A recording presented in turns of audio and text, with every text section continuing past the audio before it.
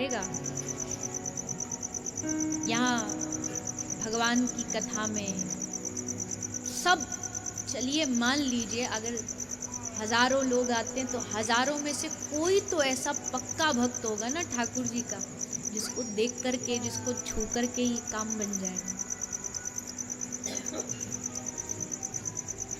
इसलिए सूत जी कह रहे हैं ऋषियों से, हे ऋषियों, ये कथा तुम्हें जो प्राप्त हुई है ये बड़े बड़े देवताओं को भी प्राप्त नहीं होती, क्योंकि जब परीक्षित जी को कथा सुनाने बैठे सुखदेव जी, तो देवता आ गए अमृत लेके, मोल भाव करने के लिए, लेन देन करने के लिए।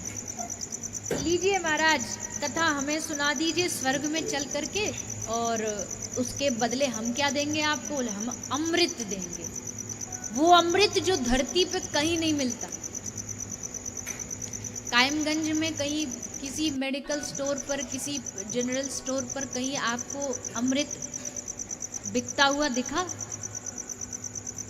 हाँ जी, है कहीं आपके शहर में अमृत?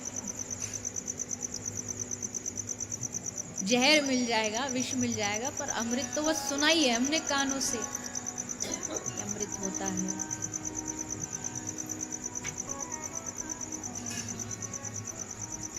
अच्छा, कितने लोगों ने अमृत पिया है आज तक? जरा हाथ उठा के बताना।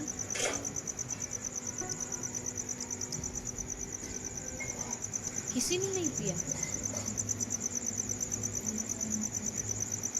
क्या है अमृत? गोपी कह रही है, तव कथामृतम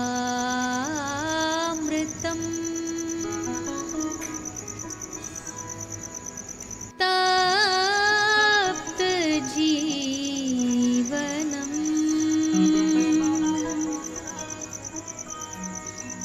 कविभिरीडितम्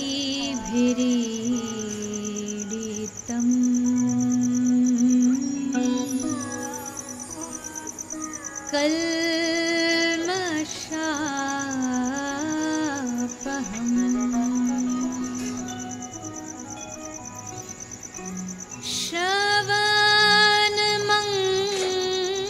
श्रवणमङ्गलम् श्रीमदाततम्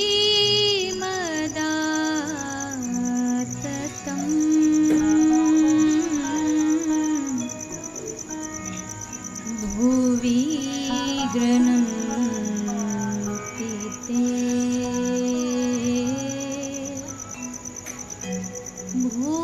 भूरिदा जना।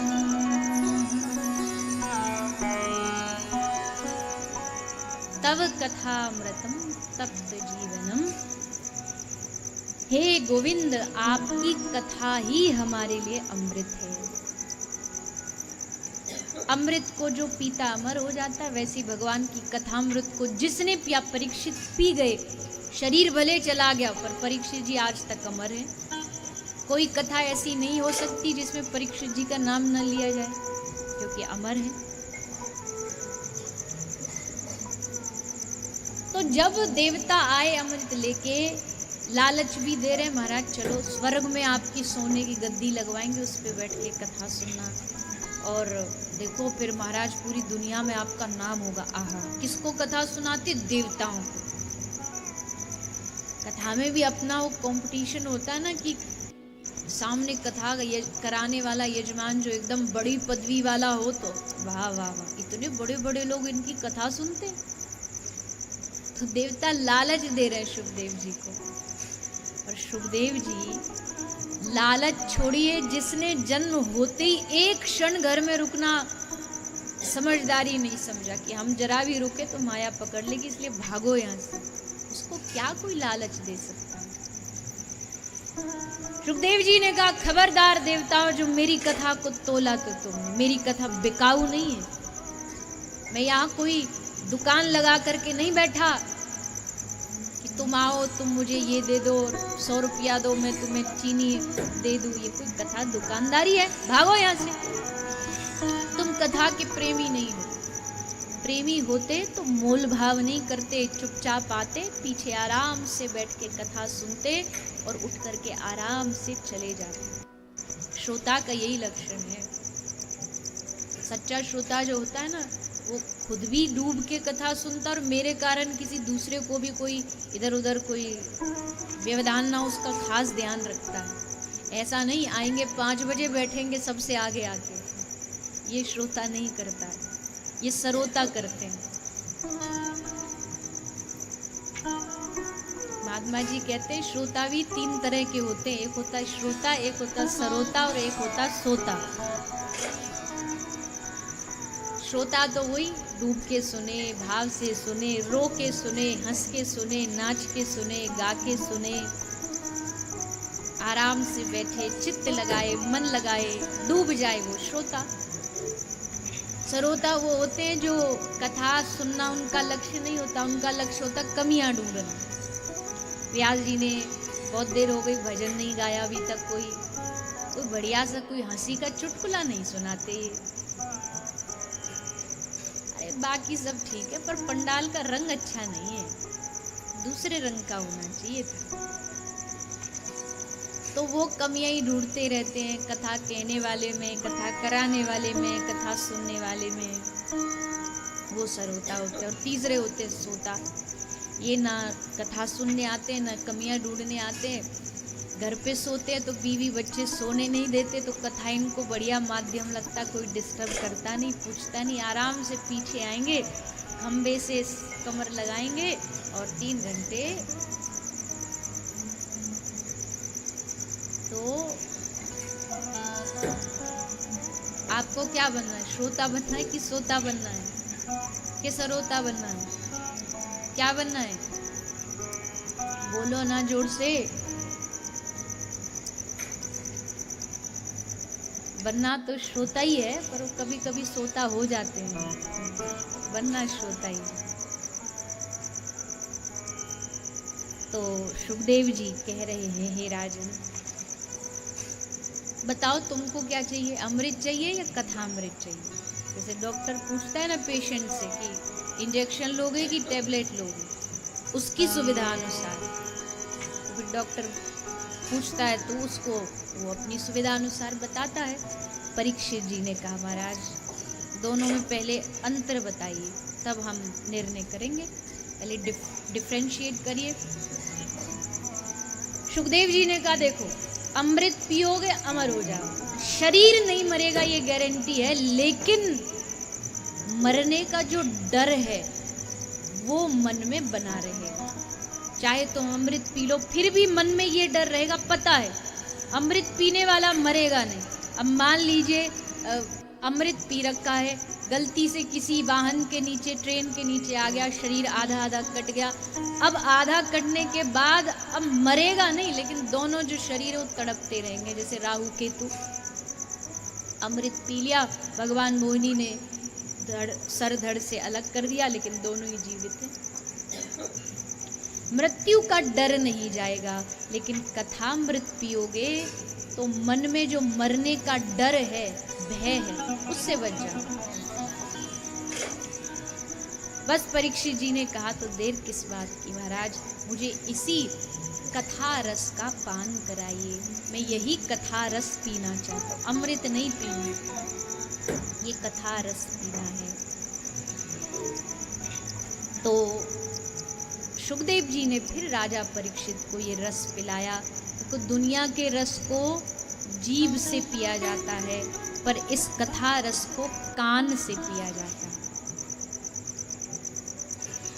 श्री सुखदेव जी महाराज इस कथा रस को पिला रहे हैं, सूत जी सौनकादि ऋषियों को पिला रहे हैं, गोकर्ण महाराज ने अपने भ्राता धुंधकारी को पिलाया, सनकादि ऋषियों ने भक्ति ज्ञान वैराग्य को रसपान कराया, और उसी श्रृंखला में हम आप सभी भी इस कथा का रसपान कर रहे हैं।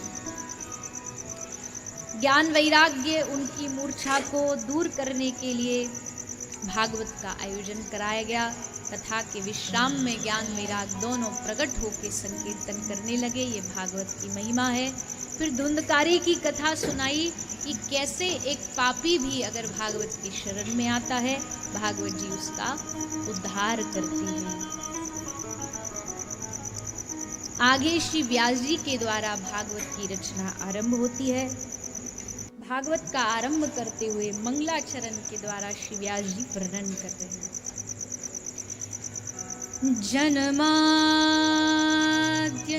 यतुन्वयादितरत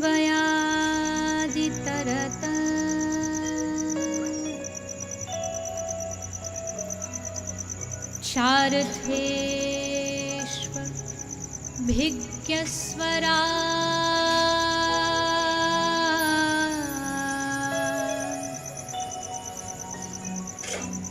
तेने ब्रह्महृदयायादिकवये मुह्यन्ति सूरयः।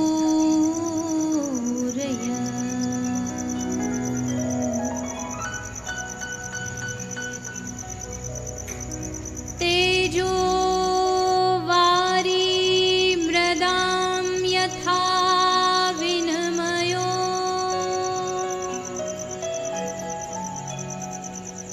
यत्र त्रिशर्गो मृषा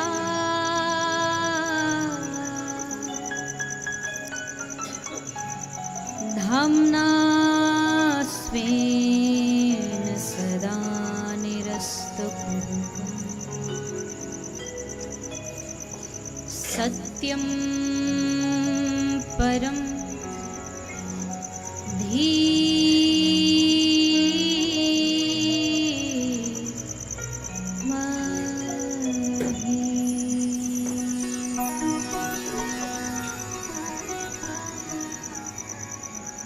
हर एक ग्रंथ के आरंभ में उसका मंगलाचरण उस ग्रंथ का परिचय देता है, इंट्रोडक्शन बताता है कि क्या है जो आप सुनने जा रहे हो, ऐसा इस ग्रंथ में अलग क्या है, रुचिकर क्या है। तो व्यास जी ने भागवत का मंगलाचरण किया, ऐतिहासिक मंगलाचरण किया।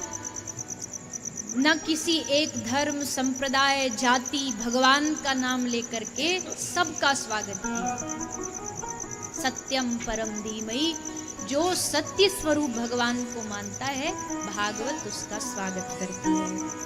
इस कथा का अधिकारी धर्मः प्रोज्झित कहितवोत्र परमो निर्मत्सरा नाम सताम। भागवत जी जो है ये धर्म प्रोज्झित कहित, कौन इस कथा को सुन सकता है? बोले निर्मत्सरा नाम, जिसके भीतर की सारी द्वंद्व, द्वेष, दंभ निकल गया हो, वो इस कथा का सच्चा अधिकारी है। निर्मत्सरता, द्वेष ना हो, ये शर्त बड़ी गंभीर शर्त है, क्योंकि द्वेष तो सबके भीतर होता है। सबके भीतर थोड़ा थोड़ा ईर्ष्या भाव होता है। हम कोई जिस क्षेत्र में हम हैं, जिस क्षेत्र में हम धंधा करते हैं, उस धंधे में कोई हमसे जरा आगे बढ़ जाए तो रातों की नींद हराम हो जाती है। क्यों? क्योंकि ईर्ष्या। किसी ने बड़ी अच्छी बात कही, आज के जमाने का जो आदमी है ना, वो इसलिए दुखी नहीं है कि उसके पास दुख ज्यादा है, वो इसलिए ज्यादा दुखी है क्योंकि उसके दुश्मन के पास सुख ज्यादा है। कर तो कुछ सकते नहीं क्योंकि वो तो बहुत ऊपर पहुंच गया, तो अपने ही जो समाज के सर्कल के लोग उनके ही सामने फिर बोलता रहता, अरे आज बन गया बड़ा आदमी, कल तक हमारे सामने स्कूटर पे घूमता था, आज अपने आप को इतना बड़ा समझने लगा है। अब उस आदमी पे बेचारे पे कोई फर्क नहीं पड़ रहा क्योंकि उसे पता ही नहीं है, कुछ बोल रहा है हमारे पीठ पीछे, पर ईर्ष्या।